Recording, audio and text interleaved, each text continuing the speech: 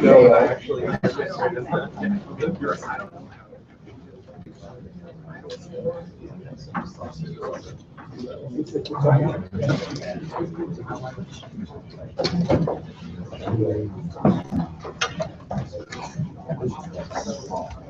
Hey.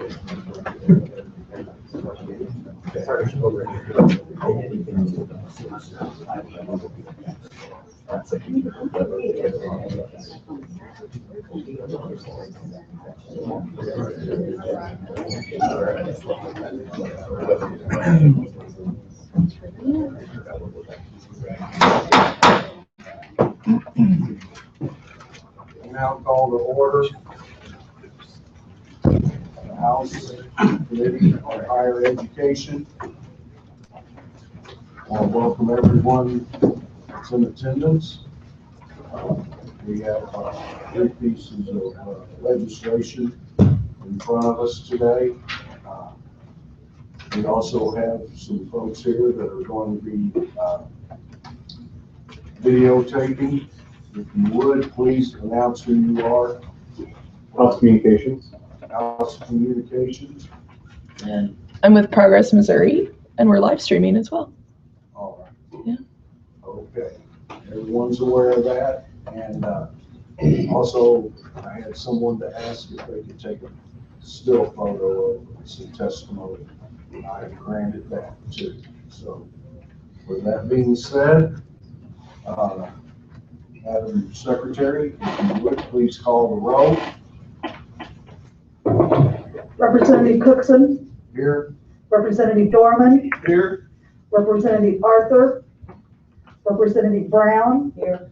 Representative Fitzwater, Representative Hoskins, Here. Representative Lichtenegger, Representative McDaniel, Here. Representative Mims, Representative Pearson, Representative Summer, Representative Walker, Present. Representative Arthur.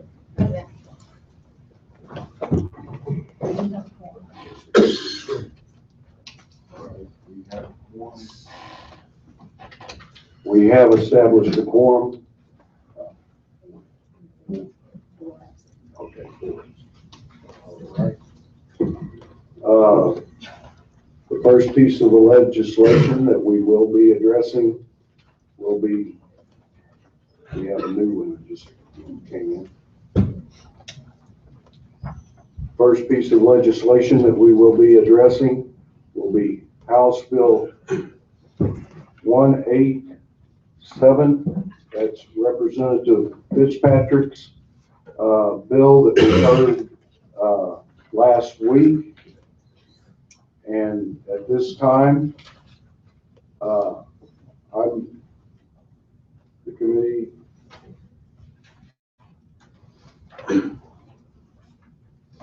I move that we go into executive session for this bill. Madam Secretary, please call the roll to take us. Okay. All right, to go into executive. All right, then we're going into executive session. All right. I move that House Bill 187 be voted do pass. Any discussion? Representative Hoskins. Thank you, Mr. Chairman. I have an amendment ending in .01H, and I move for its adoption. We have an amendment. Do we have any discussion concerning that amendment? Seeing none, all those in favor of that amendment signify by saying aye. Aye. Those opposed say no. The ayes have it. That amendment has been added. All right, Representative McDaniel. Thank you, Mr. Chairman. I have an amendment ending in 02H. Approve for its adoption. All right, we have an amendment that has been submitted. Any discussion on that amendment? Has it been distributed? Yeah. Yeah.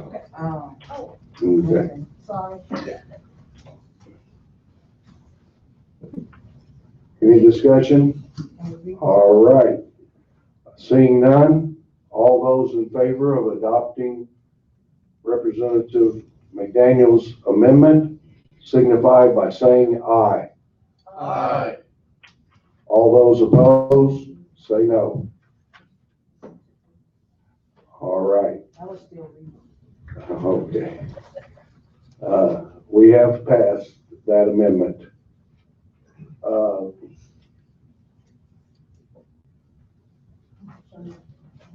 We have Representative Hoskins. Thank you, Mr. Chairman. I have another amendment ending in .03H. And Representative Fitzpatrick talked to us about this amendment during his testimony, and I move for its adoption. The amendment deals with allowing the scholarship funds to pursue a degree in theology or divinity. Is there any discussion on this amendment? Seeing none, I move that we roll this amendment into the bill. All those in favor signify by saying aye. Aye. All those opposed? All right, we have rolled that into that bill. We have 3 amendments that are rolled in. Do we have any further discussion? Mr. Chair, Yes, Representative Mims. I just have a question. There's a couple of amendments that I do agree on, but I'm not comfortable with the bill. Why do that? We're going to take a vote on the whole thing now, okay? Are there any other discussion, any other amendments?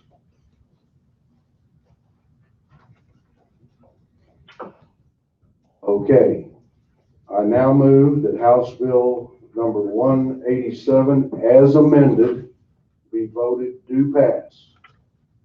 Any discussion to that? Please call the roll. Cookson.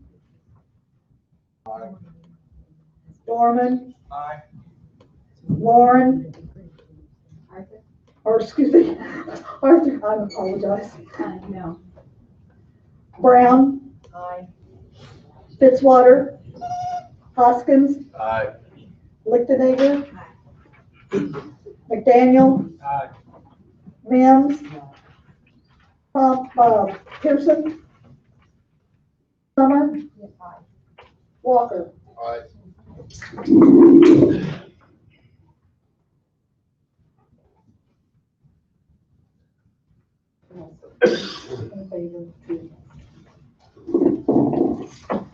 All right, House Bill 187 as amended passed by a vote of 8-2.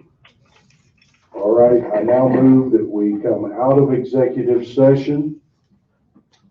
And any discussion before we come out? All right.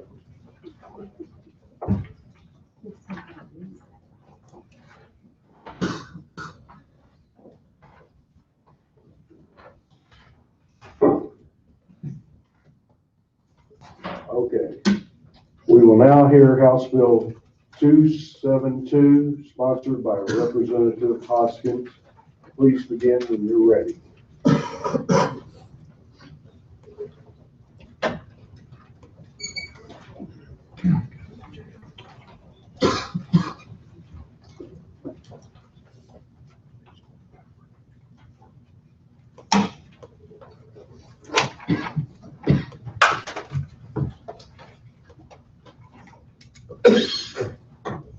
Thank you, Mr. Chairman, members of the committee. My name is Representative Hoskins, representing the 54th District, here today to present House Bill 272, basically what House Bill 272 does, it adds the definition of forgivable loan to the scholarship program. And it puts some parameters on those forgivable loans as far as in order to qualify for a forgivable loan, the student has to work once they graduate from a public university here in the state of Missouri. You have to work for 5 years and put some other parameters on exactly what they have to do to meet that forgivable loan. And I know we have several people here to testify today. With that, I'd be glad to answer any questions. Are there any questions of Representative Hoskins? Representative Mims, Tori Flyer. proceed. I just had to do this Tori this morning. Good morning. Good morning, Representative. I know that we've always had where for every 1 year, it was 2 years if they come back to work for whatever establishment that send them to school. Your bill defines this, or does your bill say? It Yes. sounds like that's what it's saying to me. Yes, It's just putting it in a bill form to enforce it. correct. Thank you. Thank you, Mr. Chairman. Representative Lichtenegger, Really just a comment, what's that? just a comment. Proceed. Thank you. First of all, Representative, I want to thank you for bringing this bill forward. I know you and I have had talks on this, and we really do need to keep our students in the state so that we do have an educated workforce. And it just seems like a lot of times when we have these types of students that you have outlined in this bill, they tend to leave state and don't come back. And so this is really good. The only thing that I had a question on is on page 2, line 26, A, has achieved a qualifying score on the ACT or SAT test. What is your score? Is that relevant to the school? Maybe that may be a question. I mean, it's my bill's not changing that, so I'm not for sure what exactly the qualifying score is on the ACT or SAT currently. I didn't know if you had looked at that, so. No, that may be something that Department of Higher Ed or one of the universities here to testify today may be able to Okay, quantify that number. all right, thank you. I just happened to see that and I knew you weren't changing it. I didn't know if you had looked into that to find out what it was. No, I'm sorry, Representative. That's okay. All right, thank you. Any other questions of this witness? Then I have one. Representative Hoskins, is there a similar bill over in the Senate that is, because I've heard that some senator has filed some bill that would be very similar to this. Are you aware of it? I'm not for sure if Senator Pierce has a companion bill to this or not, Mr. Chairman, but it would not surprise me if there's another similar bill or companion bill filed over in the Senate. But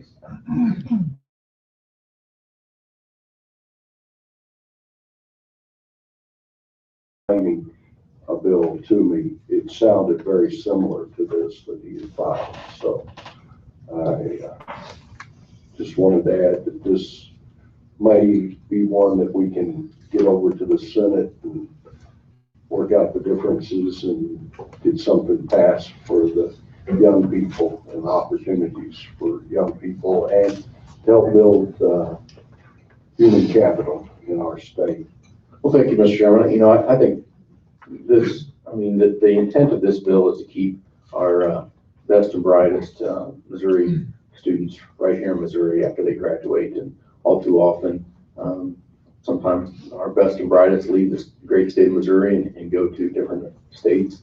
And so, the intention of this is to keep them right here in the state of Missouri. It's an incentive, correct? Yes, definitely an incentive. All right. Anyone else have any questions? All right. Representative Hoskins, do you have any witnesses? I do have some witnesses. Proceed. bring them forward.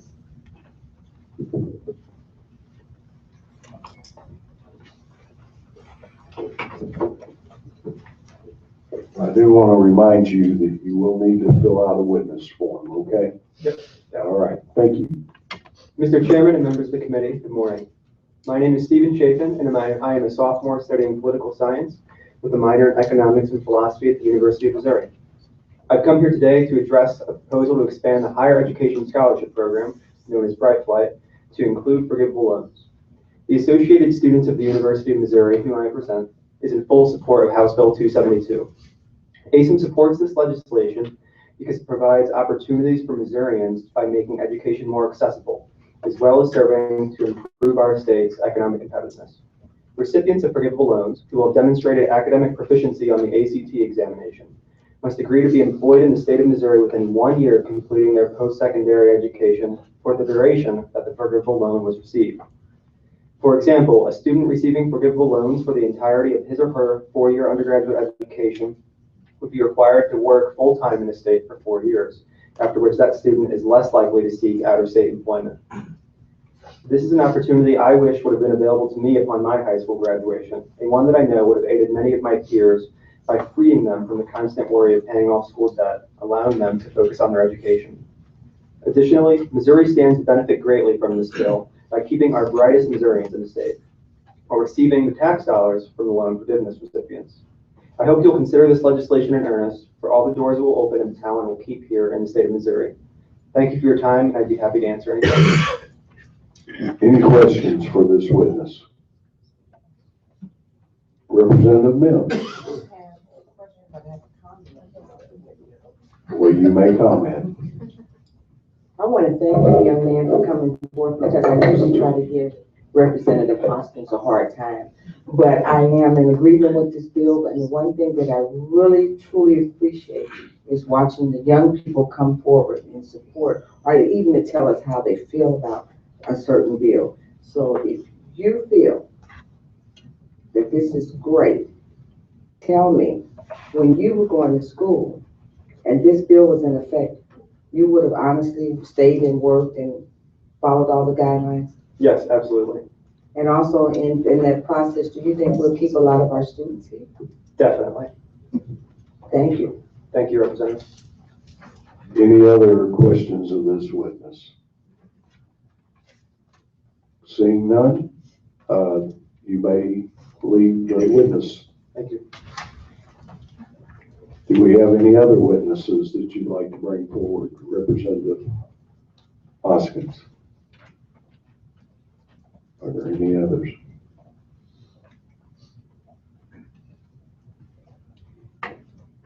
Hello, Chairman and committee members. My name is Courtney Mendick, and I am with the University of Missouri.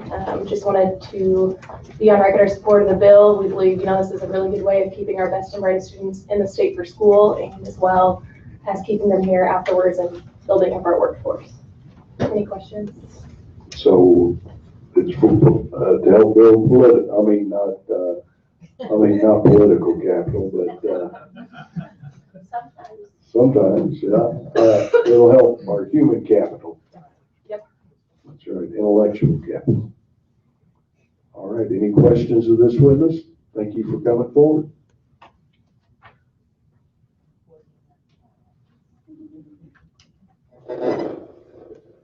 Morning, Mr. Chairman, Committee. My name is Paul Wagner. I represent the Council on Public Higher Education, the association of our public universities, and we'd like to go on record in support of this legislation.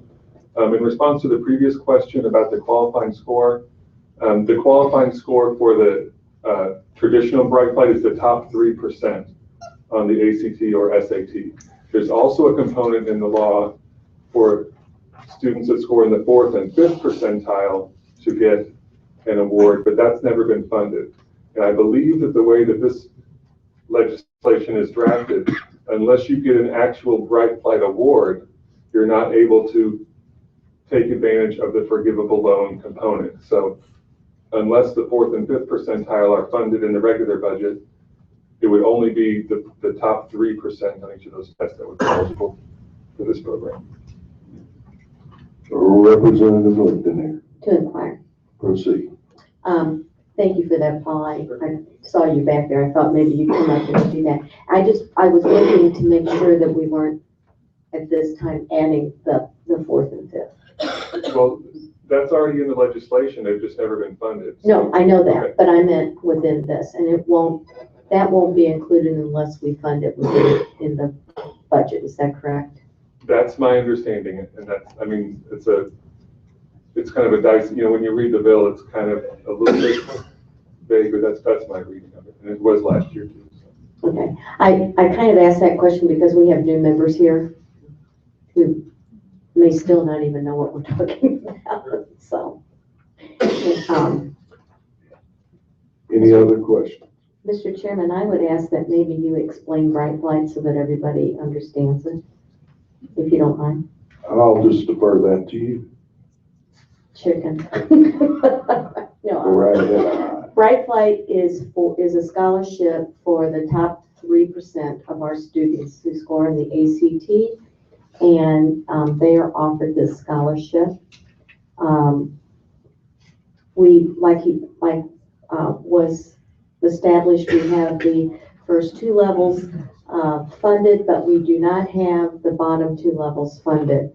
And in these lean times of money, I don't foresee that happening in the next couple of years, but it would be nice down the road if our economy, which I think this bill can help, because that's what companies are looking for, maybe we will be able to fund those kids too. They're not children anymore, they're adults, but anyhow, that's kind of it in a nutshell. That was a good explanation. Thank you. Hey, what is the monetary award here for, I think I know, but for the top 3%? I believe it's $3,000. 3,000? It was 2,000 forever, back in the day, forever. Hmm. Recently it was bumped up. Okay. That's just for my information only. Okay. But thank you. Any other questions? Yes. There is top 3%, excuse me, and then there was the 4th and 5th%, but we've not been able to fund it, or not not recently. I mean, it's been never, okay. But it is in the original legislation. We've just not been able to fund it ever, I guess. Any other witnesses? Representative Hoskins? All right. Okay. Any witnesses that would like to come forward to support this bill? Of course, those people did. Any witnesses that would like to come forward to oppose this bill? Any witnesses that would like to come forward for informational purposes only?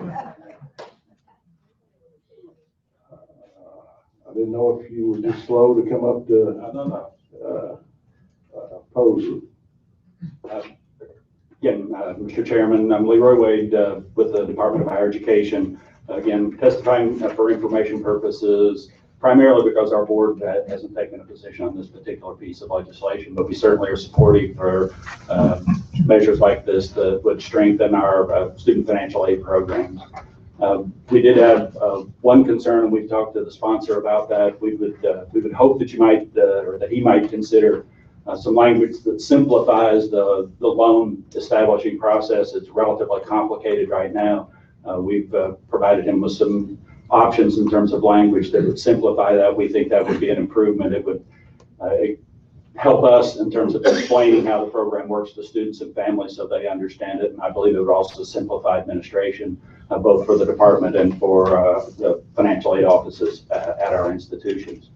I do believe there's, just to provide a couple of pieces of other information, Senator Pierce has introduced a companion or a similar bill, Senate Bill 299, on the Senate side, so that bill does exist.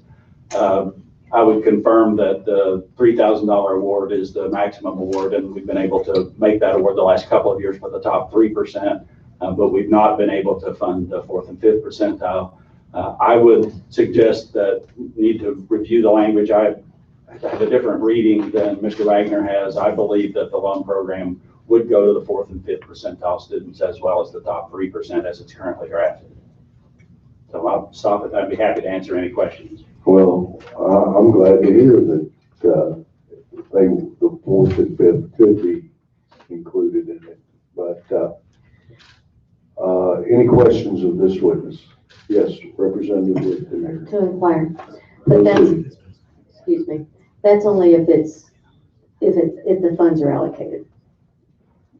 Well, they would be eligible for the loan as it's written, at least our interpretation is, even if they were not funded for the scholarship, they would still be eligible for the loan component because they're an eligible student based on the language in the statute, which says that if you're in the top 5%, you're an eligible student.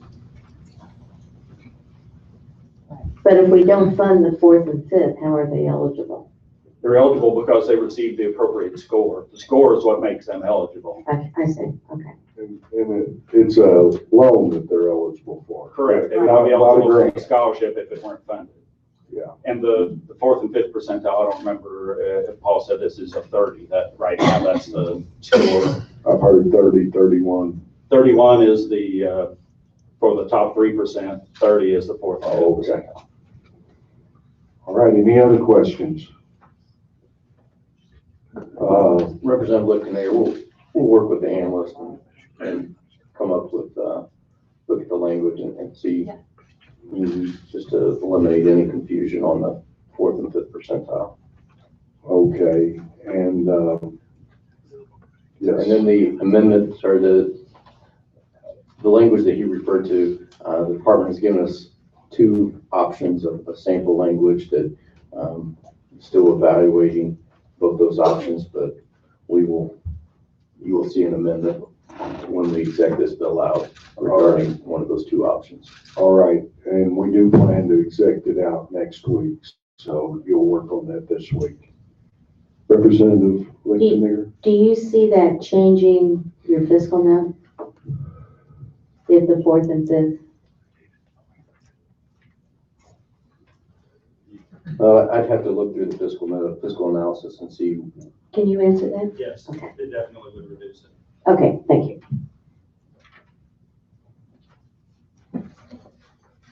Any other questions? Anything else, Representative Hoskins? I don't believe so. Thank you, Mr. Chairman, members of the committee.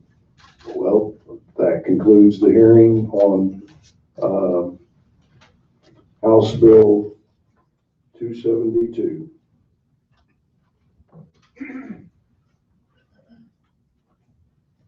We will now hear House Bill 104, Representative Haar.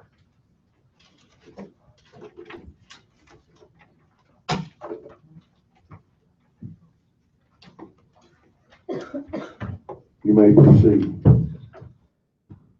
Thank you, Mr. Chairman, members of the committee. Elijah Haar from the 134th District in Springfield. First of all, I apologize. I'm battling a bit of a cold, so if I'm stiffing or my voice is a little quiet, it's because I've been dealing with that in the past few days.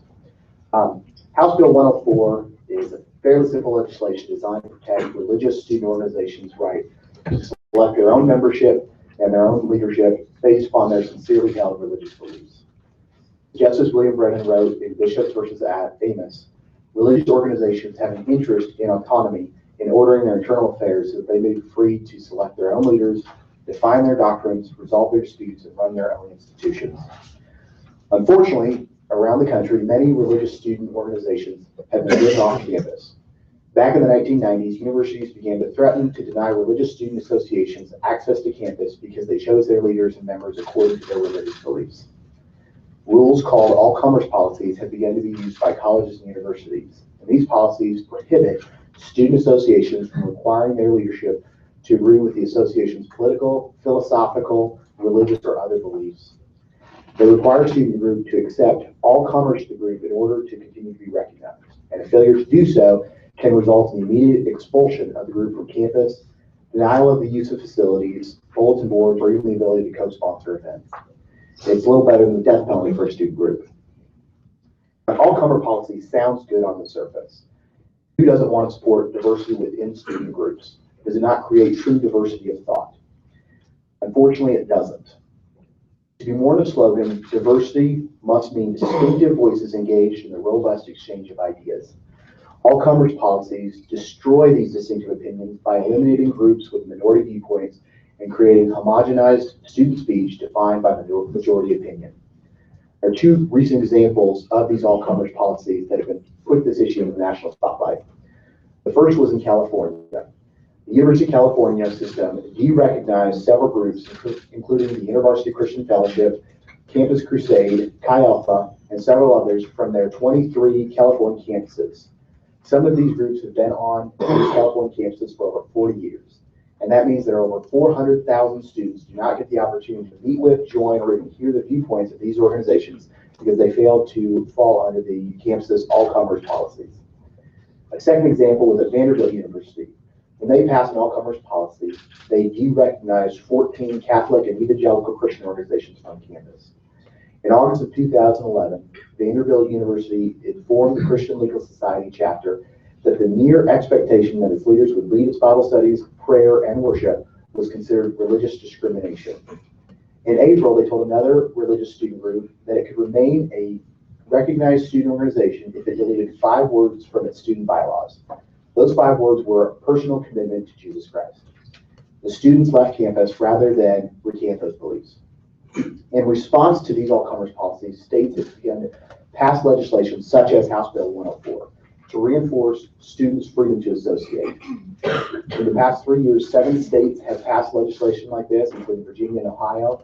Just last year, it passed in the state of Oklahoma. There was a consent bill. It passed the House and Senate unanimously, and it was signed by the governor. And all House Bill 104 says is that no public institution of higher learning shall take an action or enforce a policy that denies a student association any benefit available to other student associations or discriminates against a religious student association based on their requirements that its leaders or members adhere to their sincerely held religious beliefs, comply with their sincere religious observance requirements, comply with their sincere religious standards of conduct, or be committed to furthering the association's religious missions. These bills that have passed around the country enjoy widespread support, both from traditional Christian groups, but also from minority religious viewpoints. Why is that? The Constitution guarantee of freedom of speech or worship rings hollow if an individual is forced to exercise that right alone. Without the benefit of association, the lone dissenter or advocate for minority rights is easily drowned out in the noise of the public square. Associating with like-minded students is often the only means of challenging mass opinion or majoritarian injustice. Why this bill? Why now? Why in Missouri? When we don't seem to have a huge problem with this popping up in the news every day. Well, because in Missouri, we believe in the fundamental right of free speech and the right to associate. And we're the show-me state. If somebody shows us that harm is occurring somewhere else, and it could occur here, we don't wait for the damage to happen. We preempt it and we protect our students and our citizens. Ladies and gentlemen, the Committee Freedom of Association serves as the bulwark against not only overt expression of ideas, but against the soft tyranny of mass opinion. I urge you to stand up for minority viewpoints, the Freedom Association, and support House Bill 104. With that, I would take any questions from the committee. Are there any questions of the bill's sponsor? Representative Arthur. Good morning, Representative. How are you? Very well. I think I've heard one of your bills in all of my committees, so. I appreciate that you're trying to create an environment where students feel like their religious freedoms are protected. I think probably the obvious argument against it is you're allowing students access to fees and to public spaces, but a consequence of that is that there will be some individuals, some groups who feel discriminated against as a result of that. And so I'm just curious to know what your response is. Well, at this point, when all commerce policies have been adopted by universities, the only groups that have been traditionally discriminated against are the religious student organizations on campus. And what we're trying to do is protect their religious viewpoints. few years ago when Ohio State University was making a decision on whether or not to institute an all-comers policy, the primary leadership that worked to stop that was the Muslim Student Association. And the reason was they were a minority student group. They had a very small membership. And under an all-comers policy, they could not prevent themselves from being taken over by a larger group. And so what they want to do is protect that minority viewpoint. There was a case that went to the Supreme Court a few years ago, CLS versus Martinez. In that case, actually, a group titled Gays and Lesbians for Individual Liberty submitted a brief on behalf of Religious Student Organizations Freedom Association. And what they said is that gays and lesbians historically have been minority groups, and they've been in fear of being taken over by a majoritarian group. And so they need to protect their students' chance to have that unique viewpoint. And that's what we're trying to do here, is protect that minority viewpoint. Okay, and then I have another specific question on page 2 of the bill, section 2. I'm just curious, a scenario in which you would imagine that, you know, the public institution would have to intervene. Specifically, which portion of the sentence are you looking at? So it says, no public institution of higher ed or higher learning, like it talks about a compelling interest of the public institution. Right. So compelling interest is a legal terminology. And I've actually got 2 professors in the University of Missouri School of Law that will come testify on that. But essentially, that's the highest standard, that the only reason that a institution of higher learning can intervene in the student group is to further a compelling interest, which is the highest legal standard you can use to protect that student group's right to free speech and freedom of association. Okay, thank you. Thank you. Representative Lichtenegger, proceed. You and I talked about this, Bill, and so I just want to make sure you're not going, this just means that these groups will have can be on campus. You're not saying that the universities can, because I've had several come to me and ask me this question, you're not saying that you oppose, like, most of them have public areas where they can go and they can, if they want to do some type of. Free speech zones? Yeah. Right. And that they have those areas so that the students don't come into a classroom or into an auditorium or something like that and actually disrupt the learning of others. And so you don't oppose that at This all. has nothing to do with free speech zones, and as Representative Arthur pointed out, a compelling interest of a higher ed institution would be the learning of their students. So this would not sanction someone from disrupting class or any of that particular. Okay, thank you. Thank you, Mr. Speaker. Any other questions of this witness? Representative Mims, proceed. I think I understand what you're saying, and I want to say if it's what I'm saying, I appreciate it. This is allowing them to exercise their right to their religious ceremonies. It is. And essentially it has to do with how they select their membership and their leadership. It basically says that they can use their sincerely held religious beliefs when deciding which people join the group and which people become leaders within the group. But not to disrupt any other area of their learning. Right.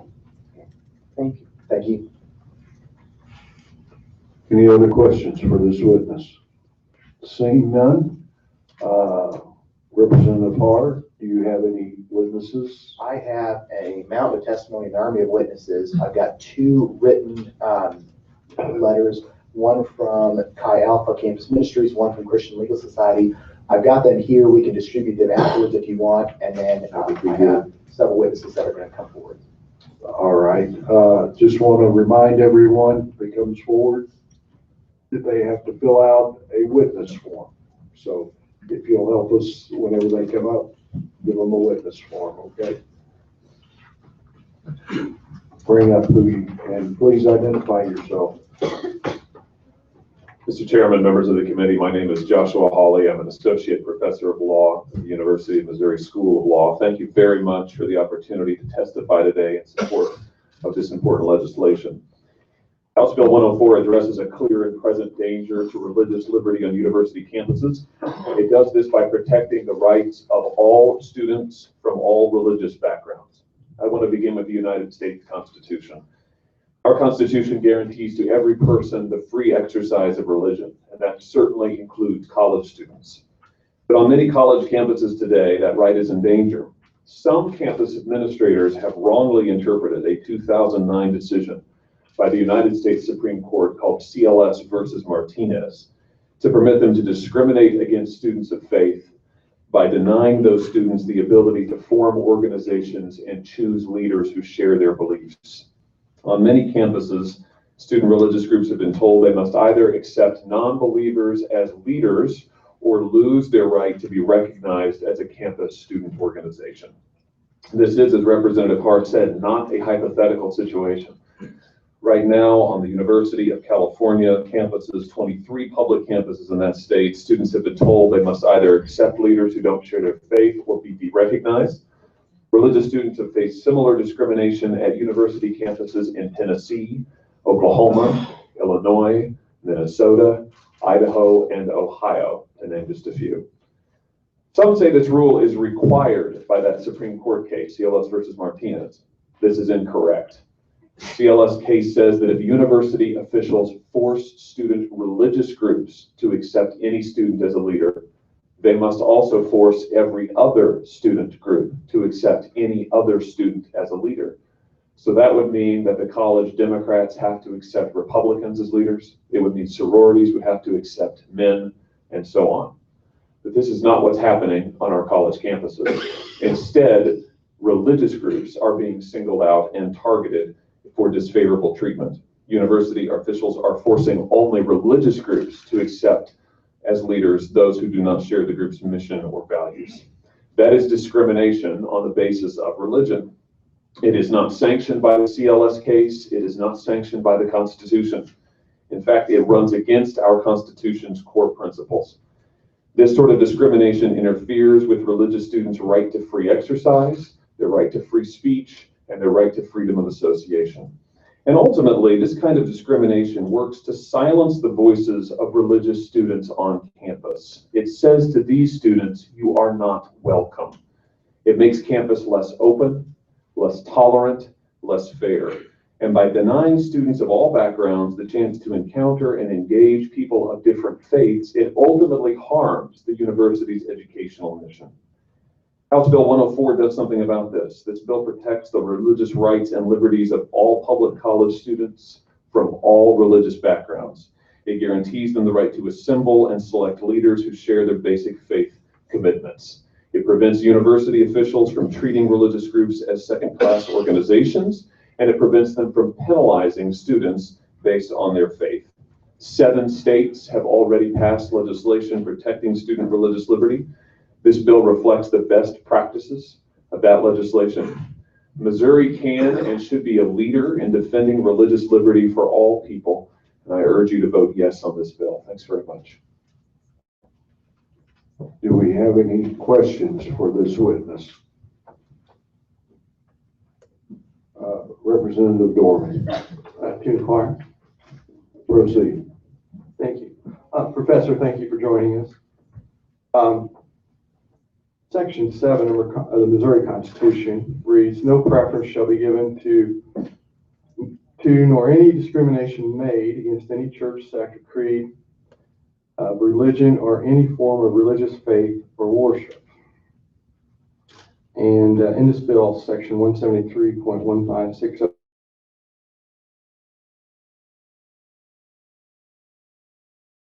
anyway interfering with that section 7? It is not. This bill does not interfere with the Missouri Constitution or certainly the United States Constitution. It has additional levels of protection that ensures non-discrimination against religious groups. This is not a preference bill.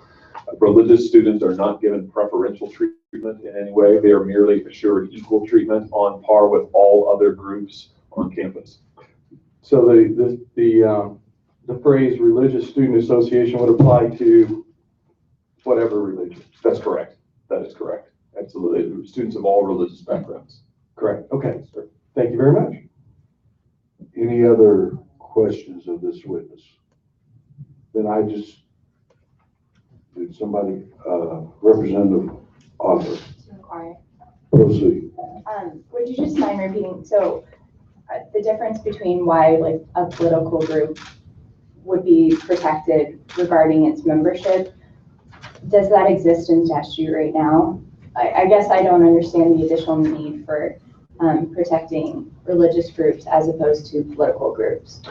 Well, the need is based on context. It's because currently only religious groups around the country are being targeted for disfavor in this way, as Representative Carr mentioned. So on these different campuses, and the 23 campuses in California and the other states that I mentioned, it's only religious groups who have been singled out for mistreatment and told only you may not choose your leaders based on the missions, values, and beliefs of your organization. So then to add an amendment saying political groups would also be protected from that kind of thing, would you consider that government overreach?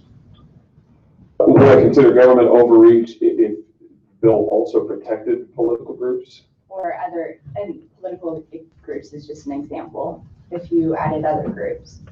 Well, I think the principle here, again, that this bill is a non-discrimination bill. So I think the protections that guarantee all student organizations equal footing with each other are necessary. Now, again, only religious groups have been targeted, but in general, I'm in favor of non-discrimination. So I think the non-discrimination principle should be applied across the board. I don't think anybody should be singled out one way or another.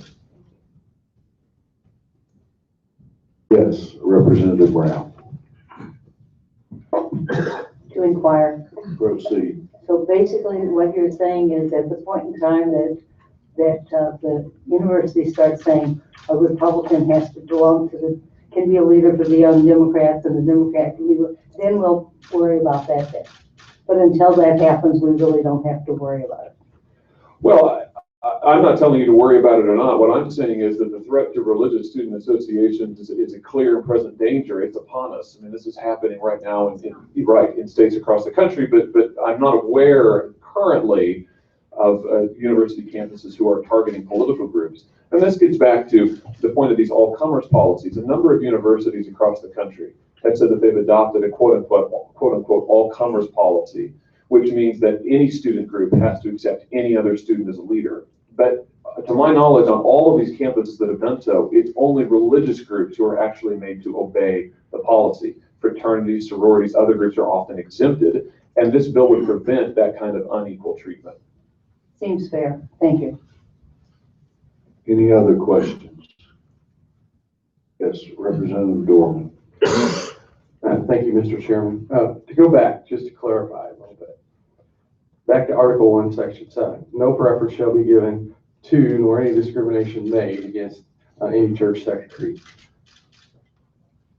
So even if it's a different type of group, political organization, student organization versus a religious student organization, if we're giving preference to that political organization, that is a type of religious discrimination if it's against, if we're not including that religious group. Am I correct in interpreting it that way?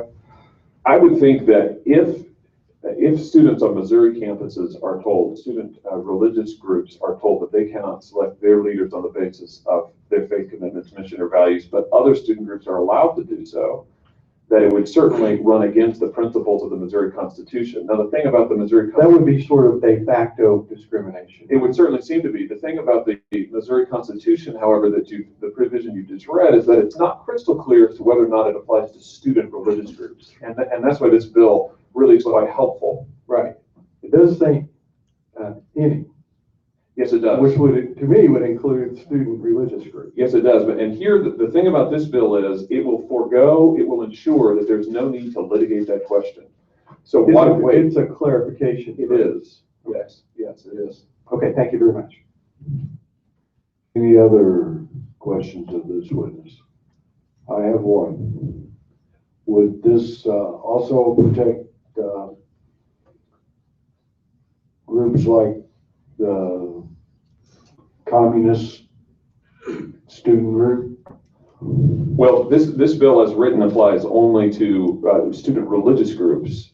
So it will prevent discrimination, unequal treatment to any religious group. It will prevent any accredited discrimination to any accredited religious group. It does universally cover all religious groups, as I think it should.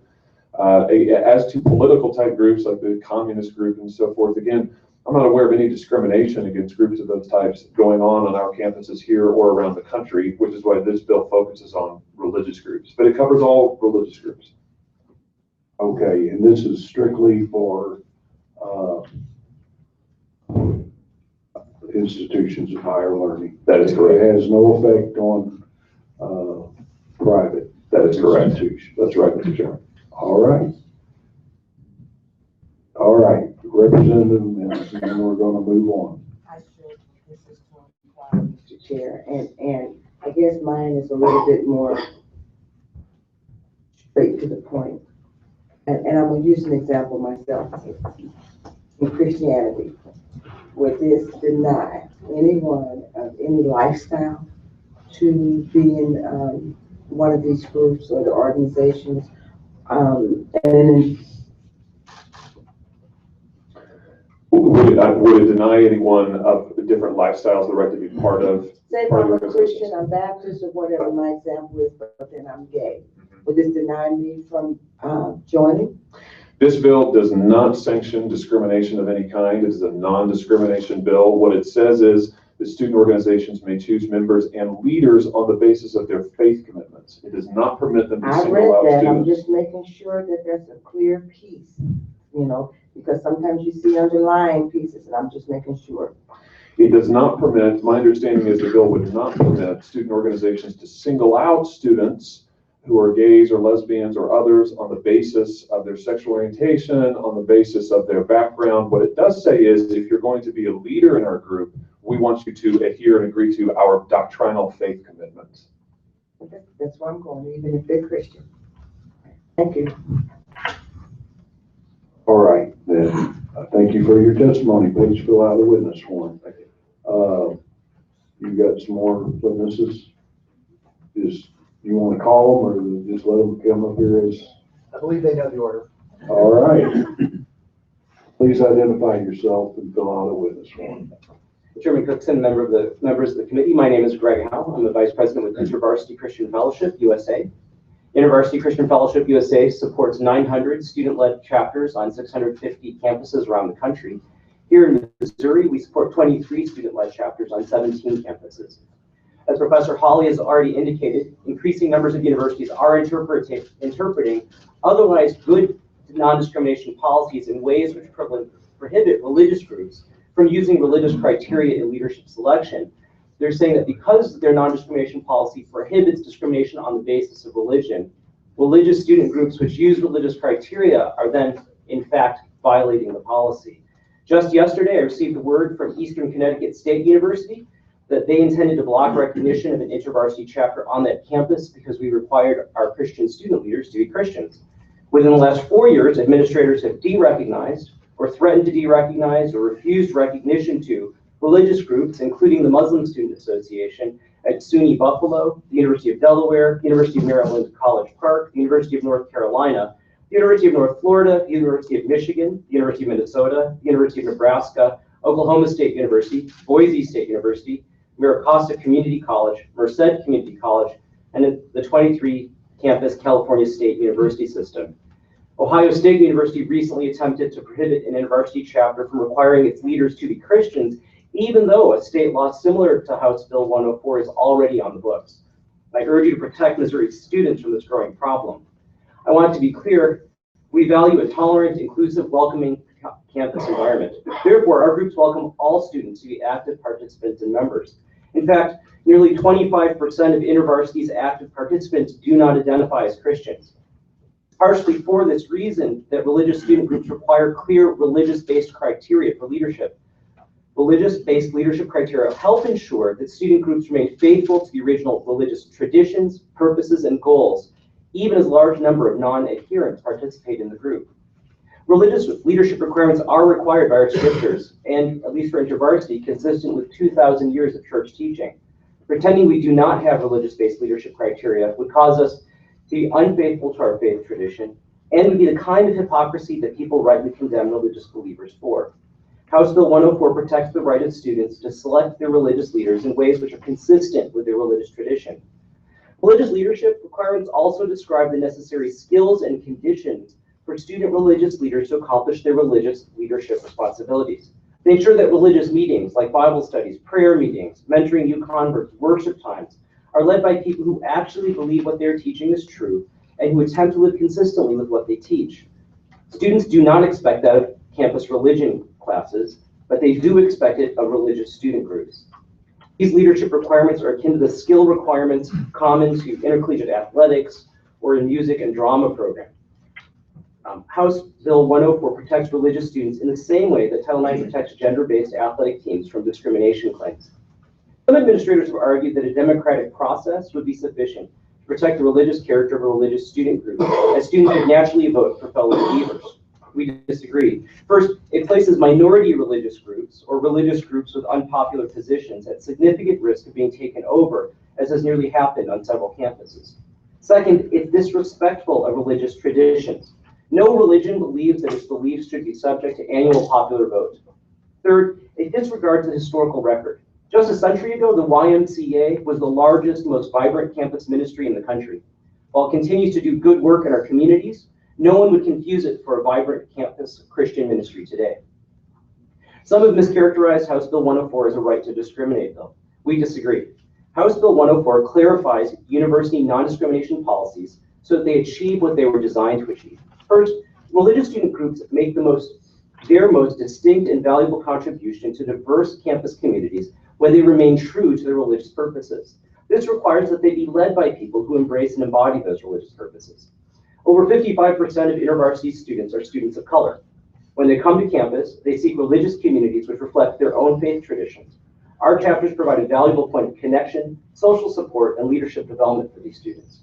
Second, even if administrators find religious-based leadership criteria undemocratic or distasteful, they will want to make room for viewpoints which they find anachronistic or backwards if they truly value a diverse, tolerant campus.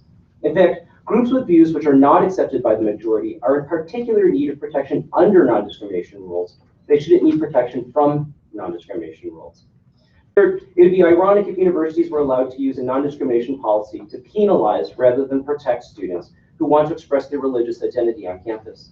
It would undermine the university's own non-discrimination goals if their inclusion policies reduce the number and diversity of religious groups on campus. House Bill 104 clarifies university non-discrimination policies to ensure that religious groups are robust contributors to the inclusive, welcoming, and tolerant campus environment we all want to see. House Bill 104 protects students from state-sponsored overreach, which would dictate the internal leadership structures of religious groups. I urge you to support this bill. I would be happy to take any questions. Are there any questions? Seeing none, I do want to announce to the rest of the audience and the witnesses that when you come to witness, we would prefer that you not read your testimony. If you prepared it and want to give it to us, we'll accept it and everything. Try to summarize it and everything, just for brevity. If we have everyone coming up and reading several pages, we may not get through this hearing. So, but we appreciate it, and I think you covered everything.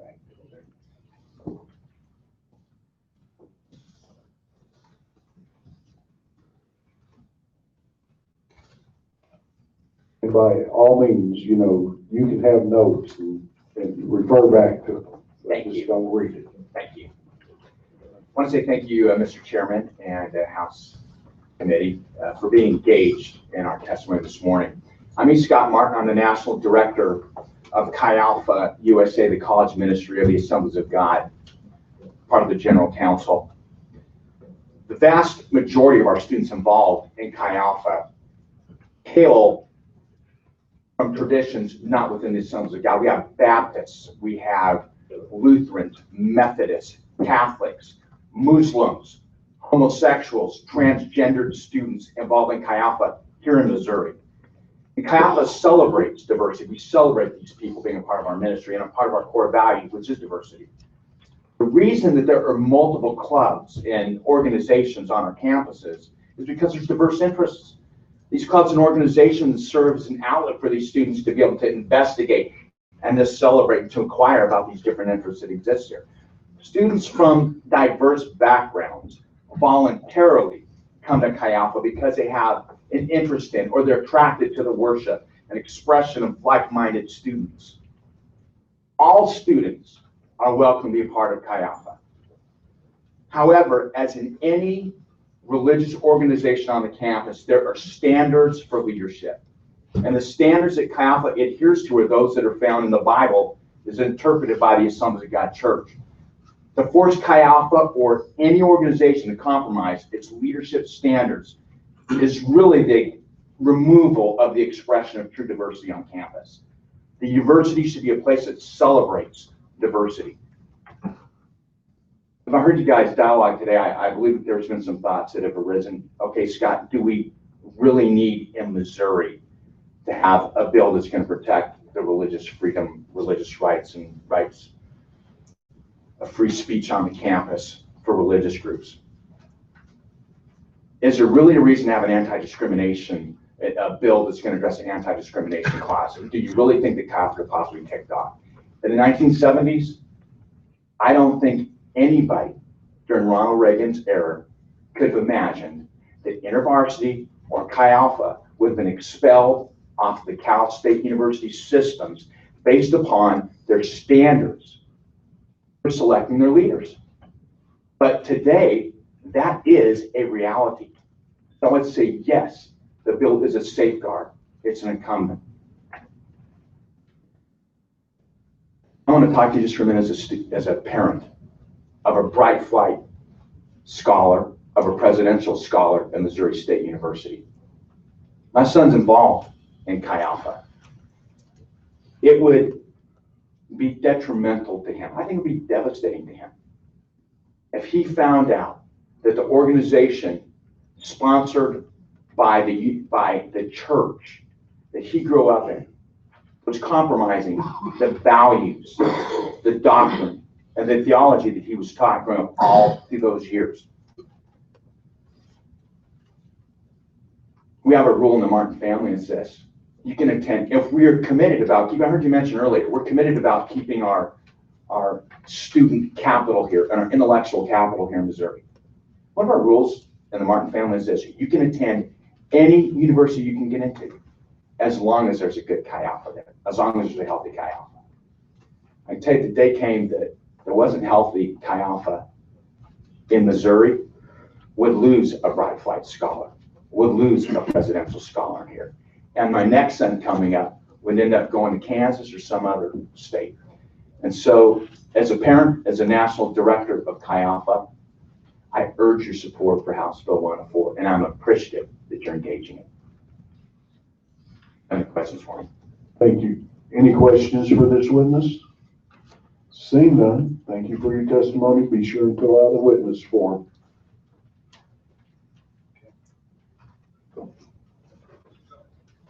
Good morning. Tell us who you are and Yes, my name is John Drady. I'm the pastor of the Rock Campus Church, a non-denominational Christian church on the University of Missouri campus. This is my 25th season being at Mizzou. We love it. I'm in strong support of House Bill 104. We need it to be in compliance with university policy. Presently, we are in non-compliance. We need this bill to pass to protect us so that we can select our leaders based on Christian principles. It's not real complicated. The chess club may discriminate for leadership based on whether that person plays chess or not.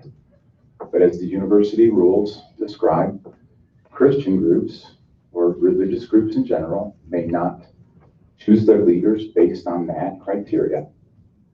This bill allows us to choose our leaders based on religious preference and religious based values. Not real complicated. It's about as simple as a fraternity choosing men or the chess club choosing people people who play chess, and to some degree, the Republican or Democrat issue is already protected for them because they don't have to decide that they can discriminate their leaders based on their political positions. That's not protected by the university, but we need this bill to pass. It seems pretty straightforward. I very much appreciate the chance to address y'all. Any questions of this witness? Seeing none.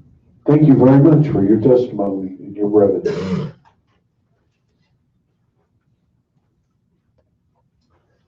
Mr. Chairman, committee members, my name is Ryan Wongler. I am a pastor of a college ministry called Veritas that meets on the University of Missouri campus in Columbia, Missouri. I am in support of this legislation primarily for three brief reasons. One is because I think there is a need for the religious voice on our public state universities.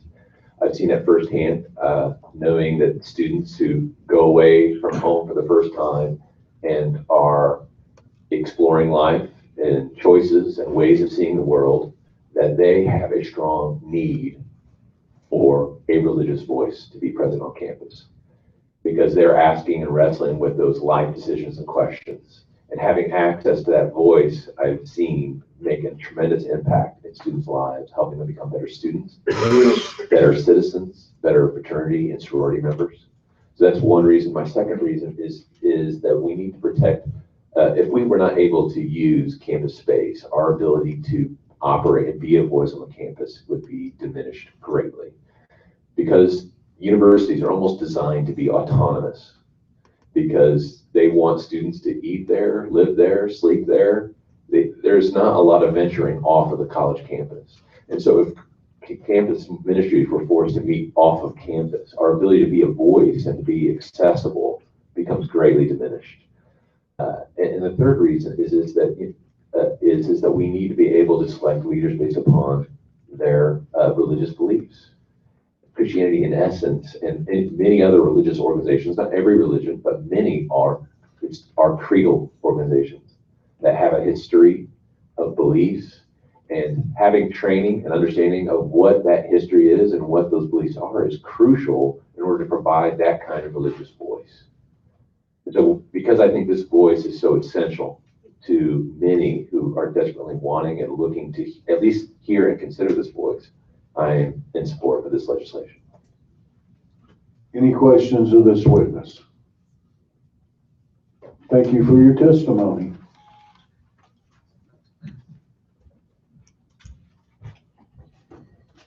Please identify yourself and you may proceed. Do want to keep reminding everyone to fill out a witness form if you have it. Mr. Chairman, members of the committee, Joe Artworth with the Missouri Family Policy Council. Mr. Chairman, if I was a member of this committee, I'd be asking myself this question. If the Supreme Court ruled that a university can discriminate against groups that require their members to share their mission, purposes, and values, how is it that this General Assembly can take action that seems to contradict that decision? I'd like to reinforce what Mr. Hawley said earlier, that Supreme Court decision ruled the policy of Hastings College of Law was constitutionally permissible, but it was in no way constitutionally required. In fact, the court in its decision made clear that they were reaffirming that the freedom of association clause of the Constitution includes the freedom not to associate. But this case boiled down to, from a legal standpoint, according to the majority opinion, was the question of state sponsorship. The CLS had no constitutional claim on public funding and support, and the public universities had no obligation to subsidize or lend official sponsorship of the school to student organizations. Now, Mr. Chairman, the fact that the Supreme Court said that the policy was viewpoint neutral, the fact that the court said that it was constitutionally permissible, does not mean, as has been well described by all these witnesses, that the policy is fair, that it's reasonable, and that it does not, in practice, impair the right to freedom of speech and freedom of association and the religious liberty of individual students.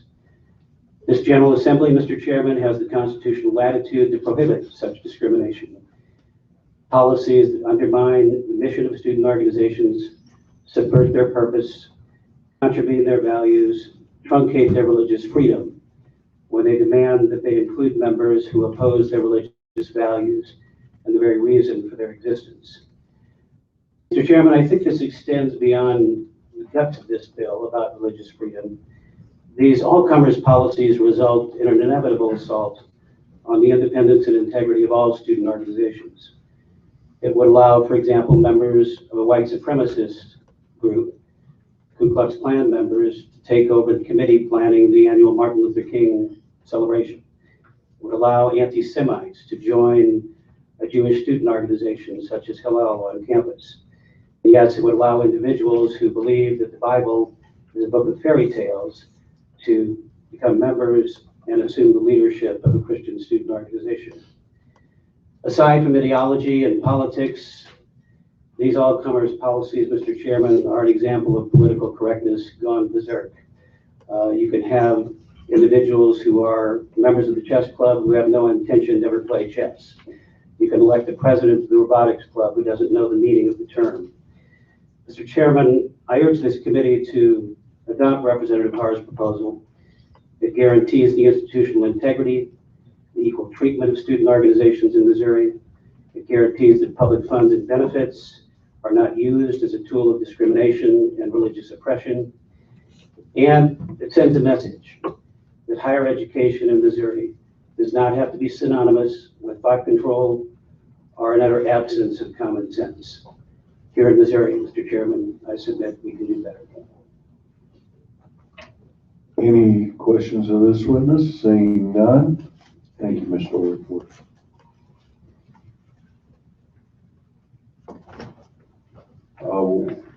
To be fair with the other side, we need to keep our remarks as brief as possible, okay? Sure. Mr. Chairman, members of the committee, good morning. I'm Carl Hesbeck. I'm a member of the faculty at the University of Missouri. I first joined the faculty there in 1981.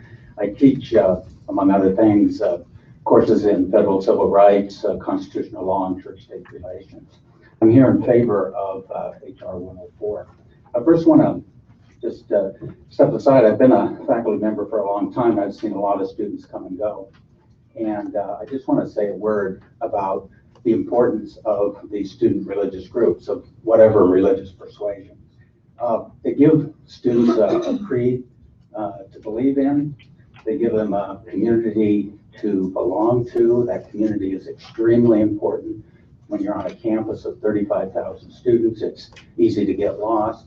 They give a calling to students to live out, and they give them a hope to hold on to when the tough times come. And for everybody, the tough times come. If you're a parent, and I am a parent, and I sent 2 kids off to college, for those of you who, for all of you who have constituents who are parents, and they send their daughter, their son off to the state university, that's an anxious time for parents, and understandably so. Instrumentally, religion, again, of whatever persuasion, is extremely important in helping replace that presence of the parents. It helps instrumentally students resist drug abuse and alcohol abuse.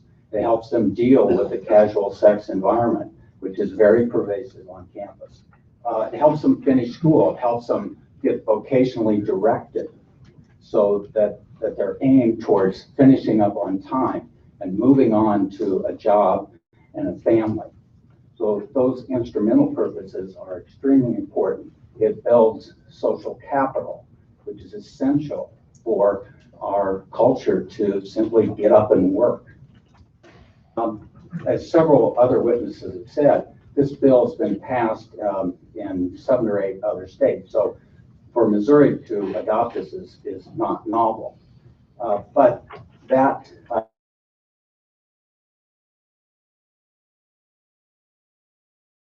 a fact. There's some concern early on expressed here that, well, this would simply promote discrimination, but we haven't seen that happen in other states. So we know it's not going to happen here in Missouri either. This legislation is needed. First of all, it's an equal access bill, so it's not a preference bill.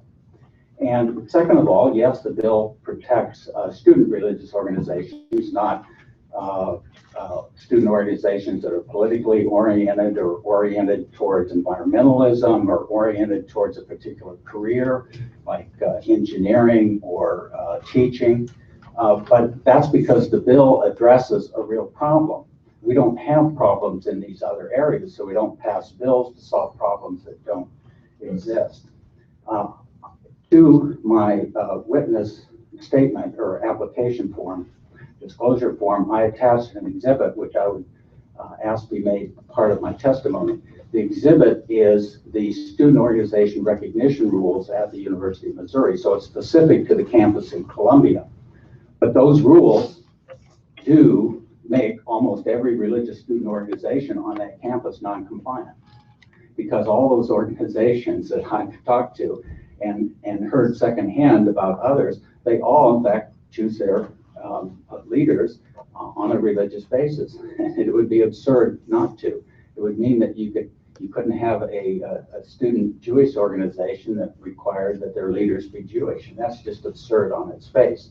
The discrimination comes in is, let's say you have an organization called Future Engineers. They can pick their leaders based upon you have to be a student in good standing in the engineering college.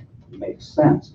Same thing if you have the Student Sierra Club organization. They can require that their leaders be pro-environmentalism. They can't be climate change deniers, okay? So they can choose their leaders based upon their orientation or ideology.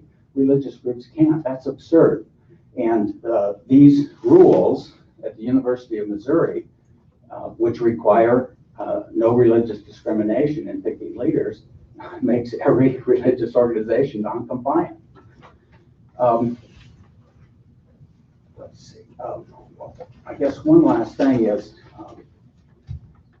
it hasn't been said that, you know, this particular bill isn't a bill that's coming here saying I want more money or I want another program to fund scholarships or to otherwise fund higher education. All these groups are asking is basically to be let alone by government to do the thing that they do best. And we know from our experience that they're doing good work. So with that, let me take your questions. Any questions of this witness, Representative Dorn? Thank you, and thank you for being with us this morning. Just briefly, just to sort of walk through this so that we understand what we're doing. I think we pretty much cleared up Article 1, Section 7 of the Missouri Constitution, but we also have the U.S. Constitution to deal with, which we're not to be in conflict with on our state laws. I read this as a non-discriminatory language. Would you interpret it as such? In the second section, there's two subsections, 1 and 2, and section 1 or subsection 1 is a non-discrimination clause or an equal access clause. Yes. Within this bill. Yes. HR 104. 104. All right. In the U.S. Constitution, of course, we have the First Amendment. We have two clauses in there concerning religion, correct? Yes. Establishment and free exercise. Correct.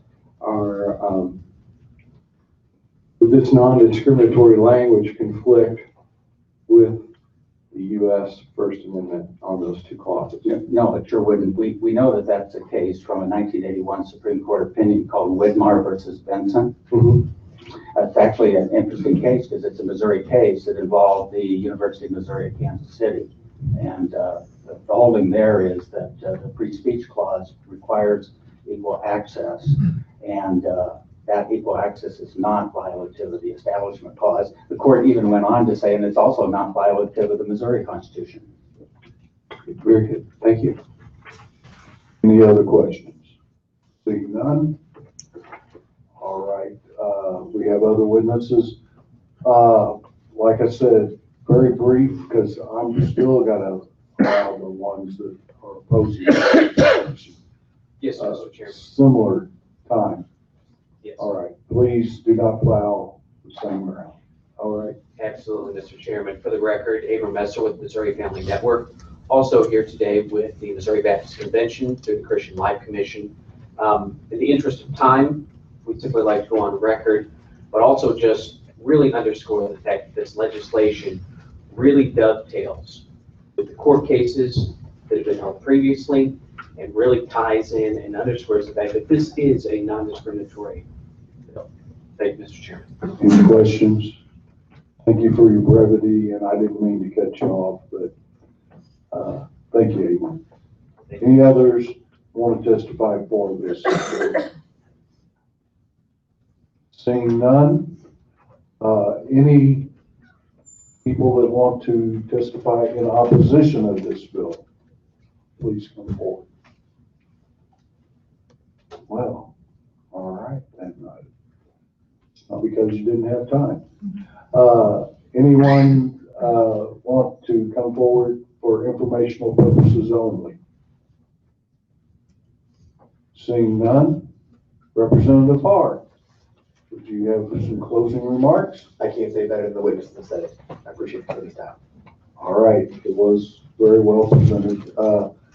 It is my intention that next week we exec on the two bills we heard this week, unless something comes up that some kind of wrinkle that I have to push it back another week after that. But it is my intention right now to exec on it next week. All right. With no other business before the committee, I now announce that we are adjourned. Thank you, folks, for your attendance.